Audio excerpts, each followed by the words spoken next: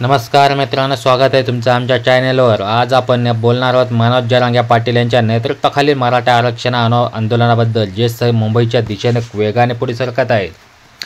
मराठा समाजाचा हा लढा आता निर्णायक वळणावर आहे। चला जाणून घेऊया सध्याच्या ताज्या अपडेट्स आणि आंदोलनाची खासियत। जर तुम्हाला ही माहिती आवडली तर व्हिडिओला एक लाईक द्या, शेअर करा आणि आठवणीने चॅनलला पहिल्यांदा सबस्क्राईब करा। 27 ऑगस्ट 2025 रोजी सकाळी 10:30 वाजता जालना जिल्ह्यातील अंतरवाली सराटी येथून मनोज जरांगे पाटील यांनी आपला लाखो मराठा समाज बांधवांसह मुंबईकडे कूच केलं। हा मोर्चा मराठा समाजाला ओबीसी कोट्यातून सरसकट आरक्षण मिळावं, सगळे सोयरे अध्यादेश लागू व्हावा आणि आंदोलकावरील गुन्हे मागे घ्यावेत, या प्रमुख मागण्यांसाठी जरांगे यांनी हा लढा अंतिम आणि निर्णायक असल्याचं म्हटलं आहे। ओबीसी कोट्यातून आरक्षण हैदराबाद सातारा बॉम्बे गॅझेट लागू करणे, आंदोलकावरून गुन्हे मागे घेणे, बलिदान दिलेल्या वारसांना नोकरी आणि निधी या मागण्यांना ऐतिहासिक दस्तावेजांचा आधार आहे। त्यामुळे मराठा समाजातून मोठा पाठिंबा मिळत आहे। हा मोर्चा जालना ते मुंबई असा प्रवास करतोय। 27 ऑगस्टला जालना येथून सुरू झालेला हा मोर्चा आज 28 ऑगस्टला शिवनेरी किल्ल्यापर्यंत पोहोचला आहे। उद्या 29 ऑगस्टला हा मोर्चा राजगुरुनगर, चाकण, लोणावळा, पनवेल, वाशी, चेंबूर मार्गे आझाद मैदानावर पोहोचणार आहे। मराठवाडा, बीड, छत्रपती संभाजीनगर, जालना, सोलापूरसह राज्यभरातून लाखो आंदोलक सहभागी झाले आहेत। सोलापूरमधून तब्बल 10,000 वाहने आणि 15,000 ते 20,000 कुटुंबाचा सहभाग आहे। आंदोलकांनी महिनाभराचा राशन आणि आवश्यक सामग्री सोबत घेतली आहे। काही जणू ट्रेनने मुंबईकडे निघाले आहेत। आरक्षण हा आमचा हक्क अशा घोषणाने वातावरण तापलं आहे। शेतकरी, तरुण आणि महिलांचा मोठा सहभाग या आंदोलनाला अधिक बळ देतोय।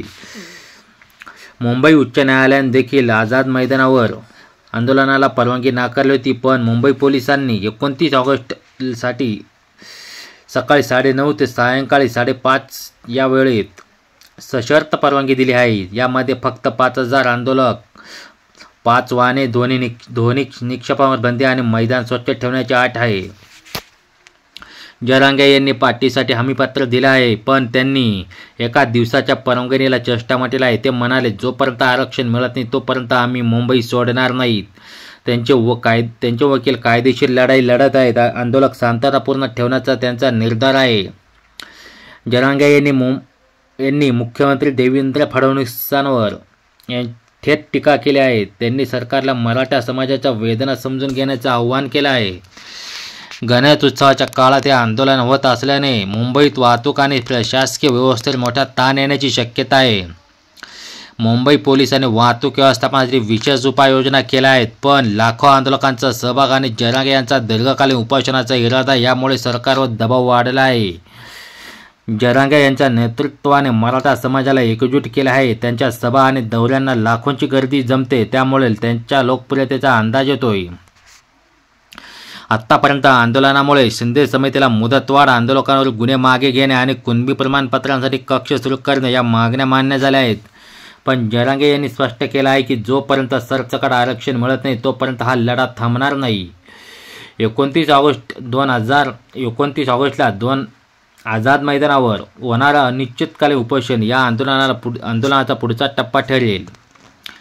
जरांगे यांनी समाजाला महिनाभरात मुंबईत थांबण्याची तयारी ठेवण्यास सांगितले आहे। मित्रांनो, मनोज जरांगेचं हे आंदोलन केवळ आरक्षणापुरतं मर्यादित नसून मराठा समाजाच्या स्वाभिमानाचा आणि सामाजिक बदलांचा लढा आहे। तुम्हाला या आंदोलनाबद्दल काय वाटतं कमेंट्समध्ये नक्की सांगा। आणि आंदोलनाचे पुढील अपडेट्ससाठी आमचं चॅनलला सबस्क्राईब करा, लाईक करा आणि बेल आयकॉन दाबा। चला मराठा समाजाच्या या लढ्याला पाठिंबा देऊया। धन्यवाद आणि पुढे भेटूया।